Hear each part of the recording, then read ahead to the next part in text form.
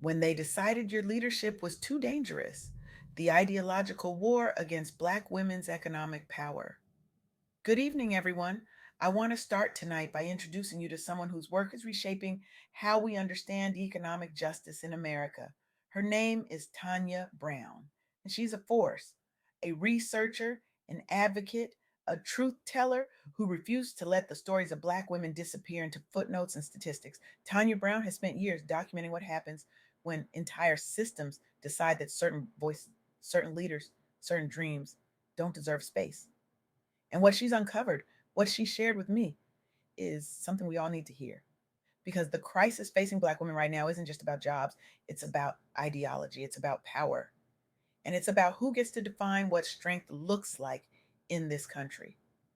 Tanya Brown's work has illuminated the shadows where policy meets prejudice, where economics meets exclusion, where the dismantling of progress happens quietly, it's deliberately, and devastatingly. She's not just collecting data, she's exposing the architecture of oppression that most people refuse to see. Let me ask you something.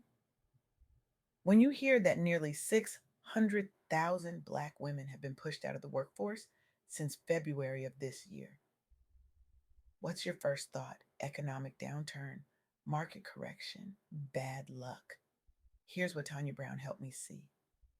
This isn't bad luck. This is backlash. Deliberate, ideological, and devastatingly effective backlash against Black women's leadership. And it's happening right now in 2025, while most of us scroll past the headlines without realizing what's really being dismantled. Because here's the truth we're not saying out loud. The same forces that resisted Kamala Harris, the same voices that called diversity programs divisive, the same policies that rolled back protections under the banner of merit. They didn't just disappear after the election. They got louder, they got bolder, and Black women who had finally started climbing into rooms where decisions get made are being shoved back out. Not gently, not accidentally, systematically. 42%. That's how many Black women reported job insecurity or layoffs in the past year, the highest rate of any group. Not because they weren't qualified, not because they weren't performing, but because the systems that briefly made space for them decided that space was no longer available. The door that was cracked open, it's slamming shut. And the sound of that door closing is echoing across every sector, every city, every community where Black women dared to believe they finally belonged. Let me take you to Minnesota. In 2025, Black women in public sector roles, women who had dedicated their careers to serving their communities, found themselves facing targeted layoffs, not random cuts, targeted.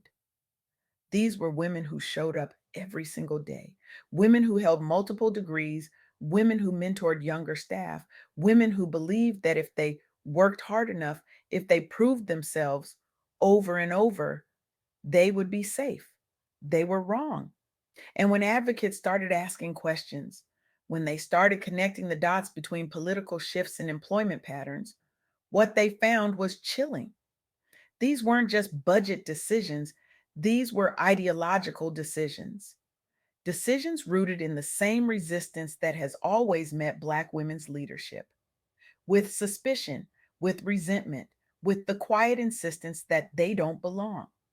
The same energy that questioned Kamala Harris's qualifications, that called her aggressive when she was assertive, that dismissed her competence as affirmative action. That same energy was now being wielded as a weapon against Black women across the state. Tanya Brown's research exposed something the Bureau of Labor Statistics confirmed, but few wanted to name.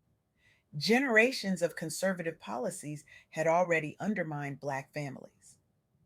But after the 2024 election, when tech billionaires aligned with certain political movements, the rejection of Black women in leadership became amplified, systematic, and undeniable. The data was there, the patterns were clear, and the impact was devastating. What Minnesota revealed was a blueprint, a strategy, a coordinated effort to reverse the gains that Black women had fought decades to achieve. And it wasn't just happening in one state, but here's where it gets even more complex because this isn't just happening in Minnesota. It's national, it's structural, it's everywhere. In California, the 2025 State of Black Women report documented what was unfolding across urban centers like Los Angeles. Black women were facing layoffs at rates that defied explanation, unless you understood what was really happening. The dismantling of diversity, equity, and inclusion programs wasn't just symbolic, it was structural. It removed hiring pipelines, it eliminated mentorship networks, it stripped away the protections that had allowed Black women to finally start building careers in fields that had excluded them for generations. And the consequences, evictions up 34%. 66% of Black women without sufficient savings to weather even a single month of unemployment. Mental health crises rising as depression and hopelessness took hold. Bankruptcy among Black women entrepreneurs spiking as the ground beneath them crumbled. These aren't just statistics, these are lives. These are women who did everything right, who followed the rules, who believed in the system, and the system betrayed them anyway. Now, I know what some of you might be thinking. Isn't this just about the economy? Aren't layoffs happening everywhere? Isn't everyone struggling right now? Let me give you the numbers. By September 2025, Black women's unemployment hit 7.5%. But that's the official rate.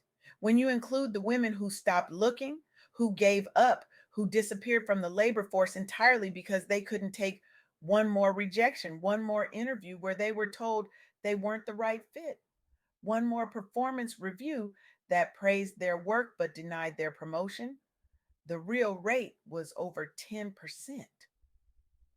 In April alone, 106,000 Black women lost their jobs. 1 month, 106,000 women. And this was concentrated in corporate and healthcare sectors, places where Black women had fought for decades to gain a foothold. Here's what makes this so insidious: 74 women of color are promoted to manager roles for every 100 men. 74. And for those who do make it to senior leadership, 70% report burnout within their first year. Not because they can't handle the work, but because they're navigating systems that were never designed for them, that resist them at every turn, that demand they prove themselves over and over, while their white male counterparts are given the benefit of the doubt from day one. And the wage gap, Black women earn between 66 and 71 cents for every dollar a white man earns. That's not a gap, that's a chasm. And it's widening. Think about what that means. It means that for every hour a Black woman works, she's being told her labor, her expertise, her leadership is worth less. 30% less. And when she asks why, when she points to her credentials, her performance reviews, her results, she's told she's being difficult. She's told she's not a team player. She's told she should be grateful for what she has. But here's what Tanya Brown wants us to understand: this moment, as painful as it is also revealing something powerful. Because Black women aren't just surviving this crisis, they're responding to it. They're building something new. They're refusing to let this moment define them. In California, a program called She Works CA emerged directly in response to what was happening. It combined skills training, support networks, and something even more essential: sisterhood.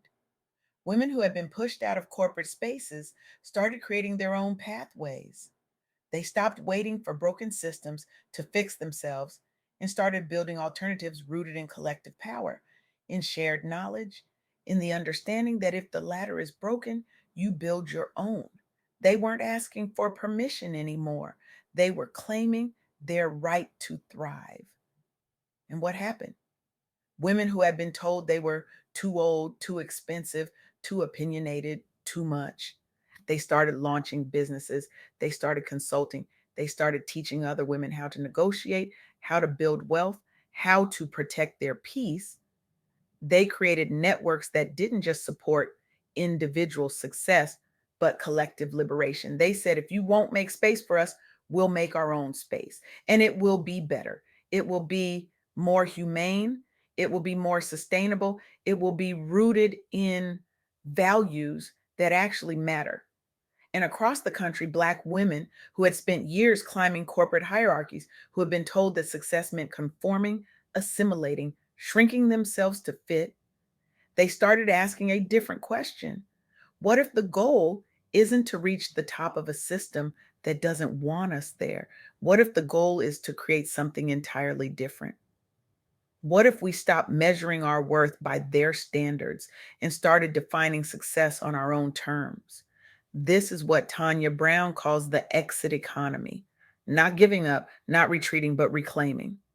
Reclaiming identity, reclaiming purpose, reclaiming the right to define success, to define leadership, to define strength in ways that honor who they actually are, not who they were told they needed to become.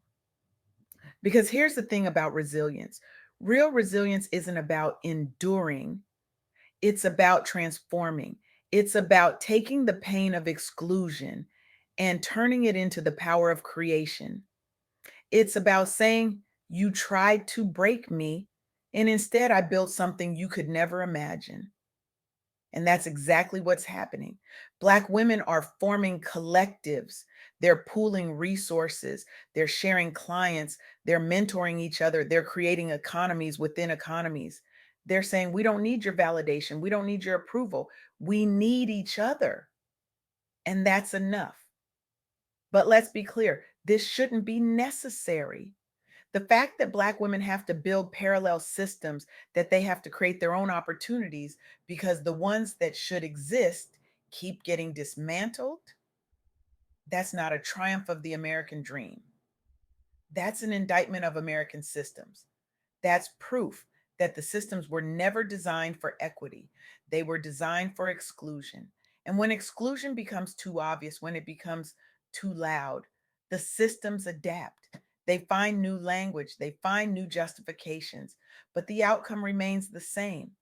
And it's why Tanya Brown's work matters so much, because she's not just documenting what's happening, she's demanding that we see it, that we name it, that we stop pretending this is about individual choices or market forces and start acknowledging the ideological currents that are shaping who gets to work, who gets to lead, who gets to thrive.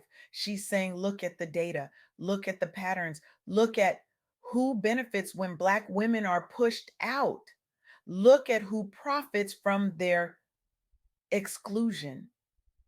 And then ask yourself, what are you going to do about it? So here's my question for you tonight. Not tomorrow, not next week, tonight. What if your next career move isn't about climbing a broken corporate ladder? What if it's about building your own through unapologetic sisterhood and skill sharing networks? What if the most radical thing you could do right now is join or lead a collective that redefines Black women's economic power starting today? What if you stopped waiting for systems to change and started changing the systems themselves? Because that's what this moment is demanding of us. Not sympathy, not pity, action, investment, participation. It's demanding that we recognize that when Black women are pushed out of the workforce, when their leadership is systematically undermined, when their economic power is deliberately constrained, we all lose. We lose innovation. We lose perspective. We lose the voices that have always told the truth about what's broken and what's possible. We lose the future we claim we want to build. Tanya Brown's research shows us that this crisis is real, but it also shows us that the response is real, that Black women are not waiting for permission. They're not waiting for systems to change.